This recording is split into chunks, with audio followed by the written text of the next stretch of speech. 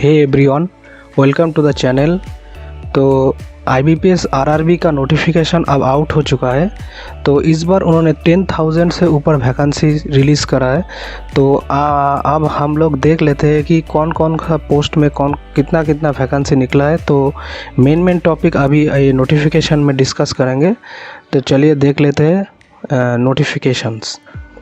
तो हम लोग अभी आ चुके हैं IBPS की ऑफिशियल वेबसाइट पे, और इस पे जो नोटिफिकेशन है वो आप लोग देख लीजिए कि common recruitment process for recruitment of officers, officer scale 1, 2, 3 and office assistant multipurpose in regional rural bank.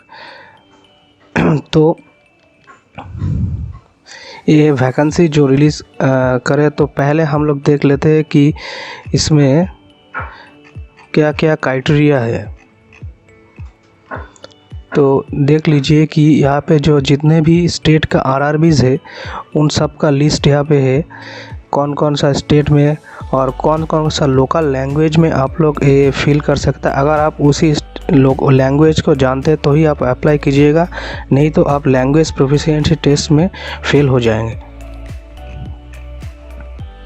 तो अब देख लीजिए कि हर स्टेट का जो उन लोग प्रिस्क्राइब लैंग्वेज मांगा है वही आप देख के फिलअप करना। तो अभी हम देख लेते हैं कि एलिजिबिलिटी क्राइटेरिया क्या है। तो एलिजिबिलिटी क्राइटेरिया में फर्स्ट ऑफ ऑल आपको नेशनैलिटी में जो दिख रहा है कि सिटीजन ऑफ इंडिया होना चाहिए, या फिर नेपाल का, भूटान का, तिब्बतन रिफ्यूजी और भी कुछ है, आप देख लेना। और एज आप यहाँ पे जो बताया गया है कि ऑफिसर स्केल 3 जो सीनियर मैनेजर है, इसके लिए आपको above 21 years and below 40 years का एज है।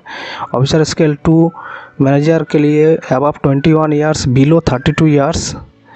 उसके बाद ऑफिसर स्केल 1 असिस्टेंट मैनेजर के लिए above 18 year below 30 years. Office assistant multipurpose के लिए 18 से 28 साल की एज के अंदर होना चाहिए, यही है इसका क्राइटेरिया। और इसके अलावा देखिए कि जो SC ST और जो PWD कैंडिडेट है उनके लिए थोड़ा सा एज रिलैक्सेशन है, 5 ईयर्स, 3 ईयर्स एंड 10 ईयर्स। आपने अपने हिसाब से देख लेना।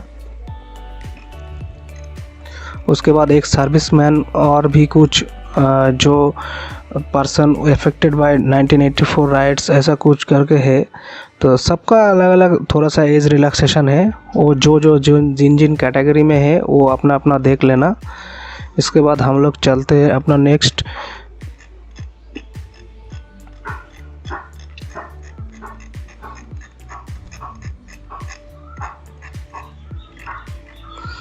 नेक्स्ट है एजुकेशनल क्वालिफिकेशंस एंड एक्सपीरियंसेस। तो educational qualification office assistant multipurpose के लिए कोई भी ग्रेजुएशन डिग्री कोई भी रिकॉग्नाइज यूनिवर्सिटी से होना चाहिए, और लोकल लैंग्वेज का प्रोफिशिएंसी है, और desirable working knowledge of computer, ये तो नॉर्मल है। ऑफिसर स्केल 1 के लिए असिस्टेंट मैनेजर जो है bachelor degree in any discipline होने से चल जाएगा, लेकिन आपको अगर किसी के पास agriculture, horticulture, forestry, animal husbandry ये सब है तो उन लोगों को प्रेफरेंस दिया जाएगा। लेकिन जिसके पास भी बैचलर डिग्री है वो भर सकते हैं, ऐसा कोई बात नहीं है। उसके बाद हम लोग चलते हैं और भी कुछ जो सब्जेक्ट्स है, इसका अगर आपको बैचलर डिग्री है या फिर उससे ज़्यादा ऊपर का डिग्री है तो आप ये भर सकते हैं। उसके बाद आप देखिए officer scale 2 general banking officers manager के लिए यहाँ पे आपको bachelor degree in any discipline तो चाहिए, उसके साथ मिनिमम 50% मार्क्स इन एग्रीग्रेड होना चाहिए। इसके अलावा प्रेफरेंस जो दिया जाएगा वो रिस्पेक्टिव जो यहाँ पे सब्जेक्ट्स है, banking and finance, marketing, agriculture, horticulture, forestry, animal husbandry, veterinary science, ये सब करके और भी सब्जेक्ट्स है। और यहाँ पे जो है आपको 2 years as an officer in a bank ये एक्सपीरियंस होना चाहिए गाइज, ये मस्ट है, नहीं तो आप इस पर फिलअप मत कीजिएगा। उसके बाद हम लोग देखते हैं officer scale 2 specialist officer manager का जो पोस्ट है उसमें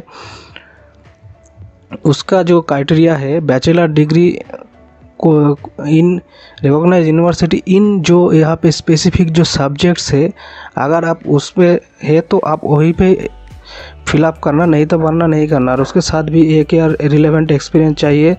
और भी अलग अलग सब्जेक्ट्स का है, जो जिन जिन सब्जेक्ट्स में हैं वो लोग ये सब देख लेना और देख नोटिफिकेशन अच्छे से चेकआउट करके ही फिल करना।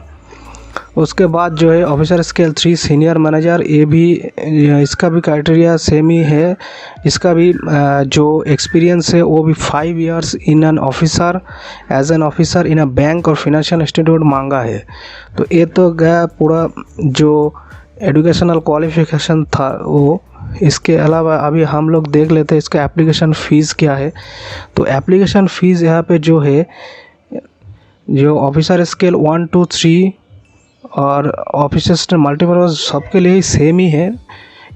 SC ST and PWD candidate के लिए 175 और अदर कैंडिडेट के लिए 850 रुपीज़। ये आपको फॉर्म फिलअप के वक्त कंप्लीट करके देना पड़ेगा और सब प्रोसेस ऑनलाइन में होगा। तो एग्जामिनेशन स्ट्रक्चर जो है, प्रिलिमिनरी और मेंस एग्ज़ाम कंडक्ट होंगे ऑफिस असिस्टेंट मल्टीपर्पज़ के लिए और ऑफिसर स्केल 1 के लिए भी। लेकिन जितना भी ऑफिसर एग्ज़ाम है ऑफिसर लेवल का, उसके लिए आपको इंटरव्यू देना पड़ेगा। इंटरव्यू एक अलग क्राइटेरिया है और प्रीली और मेन सबका लगभग सेम ही सिलेबस है, सिर्फ क्वेश्चन का डिफ़िकल्टी का लेवल थोड़ा अप डाउन हो जाएगा। तो ये है जो सिलेबस है, आप लोग नोटिफिकेशन में चेक कर लेना। और मीडियम ऑफ टेस्ट जो है यहाँ पे इसके बाद अलग अलग स्टेट का अलग अलग है, आप लोग ये ज़रूर चेकआउट कर लेना। आंध्र प्रदेश में इंग्लिश, हिंदी, तेलुगु, ऐसे हर स्टेट का अलग अलग। आप लोग वहाँ पे अपना जो स्टेट भरेंगे तब आप देख लेना। उसके बाद सिंगल लेवल एग्जामिनेशन है सिर्फ ऑफिसर स्केल 2 के लिए, ऑफिसर स्केल 2 स्पेशलिस्ट कैडेट के लिए, ये लोगों के लिए सिर्फ सिंगल स्टैंड एग्ज़ाम है। मैं जो मेन टॉपिक था वो आप लोगों को बता दिया क्या क्या होने वाला है।